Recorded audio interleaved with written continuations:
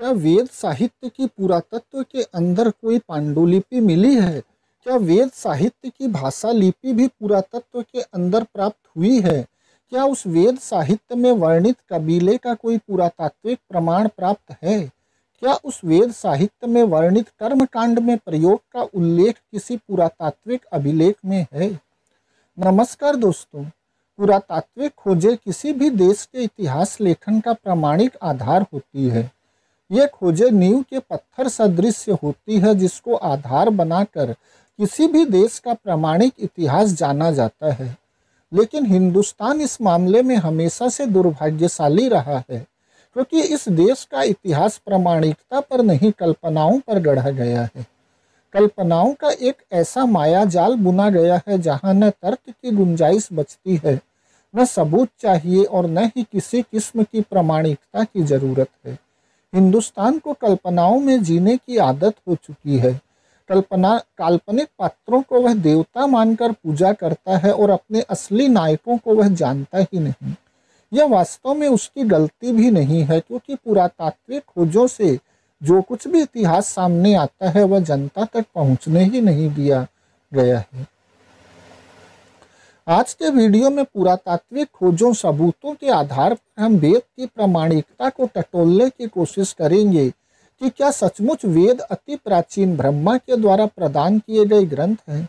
क्या इनका सचमुच अस्तित्व सृष्टि के आरंभ से रहा है, जैसा कि दावा किया जाता है? वेद सम्यक काल की भाषा पाली से निकला एक शब्द है जिसका अर्थ होता था अनुभव। इसका प्रयोग विशेषण के तौर पर होता था। हमें हमारी 5 इंद्रियों से 5 प्रकार के अनुभव होते हैं। आँख से रूप के स्पर्श का अनुभव, कान से शब्द के स्पर्श का अनुभव, नाक से गंध के स्पर्श का अनुभव, जीभ से रस या स्वाद के स्पर्श का अनुभव और त्वचा से छूने के स्पर्श का अनुभव। सम्यक काल में जितने भी बुद्ध हुए थे उन सबका ज्ञान स्वयं की वेदना या स्वयं की अनुभूति या अनुभव का ही परिणाम था। इसी वेदना शब्द से धूर्तों ने वेद शब्द का निर्माण करते हुए उसे संज्ञा बनाकर वेद नामक पुस्तक का निर्माण कर डाला और उसे भारतीयों पर थोप दिया। ईसा से लगभग 3000 वर्ष पूर्व सिंधु घाटी सभ्यता से होते हुए हर्यक वंश, शिशुनाग वंश, नंद वंश, मौर्य वंश, शुंग वंश, कण्व वंश, शक वंश, कुषाण वंश, गुप्त वंश, हर्षवर्धन वंश, चोल राजवंश से पाल वंश तक यानी लगभग 8वीं-9वीं शताब्दी तक का इतिहास खंगालने पर भी वेद का, संस्कृत का, वैदिक धर्म संस्कृति का कोई भी पुरातात्विक अवशेष आज तक उत्खनन से प्राप्त नहीं हुआ है।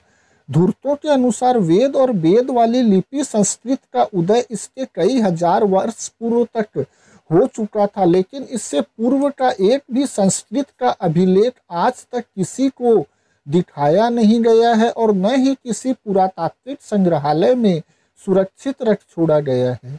न ही इस वैदिक परंपरा के शैव, वैष्णव या शाक्य परंपरा के किसी मंदिर का कोई साक्ष्य मिला है। आज जो भी मंदिर मिलते हैं या दिखते हैं सभी का निर्माण काल 8वीं सदी बाद यानी पाल वंश के बाद का ही है।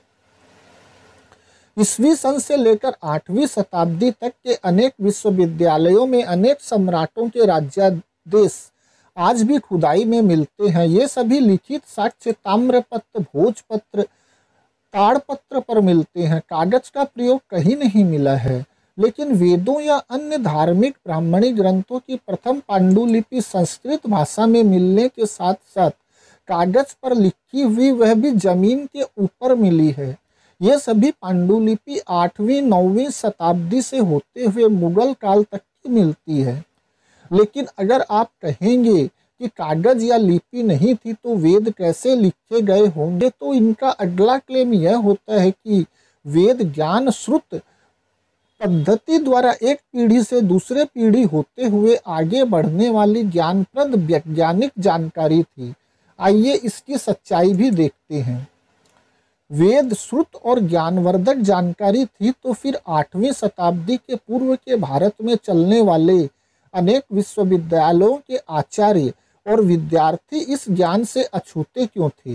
वेद के अंदर भारत के ऋषि मुनियों के अनमोल ज्ञान की थाती थी तो पूर्वकालीन विश्वविख्यात विश्वविद्यालय या अनेक विद्या अनुसंधान केंद्र होते हुए भी इस पर कोई भाष्य या इसको लिपिबद्ध करने का प्रयास क्यों नहीं किया गया।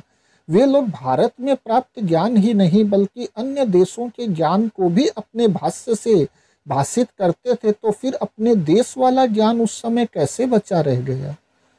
इन सब बातों को ध्यान से देखने पर कुछ अगर साबित होता है तो सिर्फ यही कि वैदिक काल की कोई श्रुति नहीं है, वह कोई पुरातन ग्रंथ नहीं है, बल्कि जो कुछ है सब 8वीं 9वीं शताब्दी के बाद का ही है।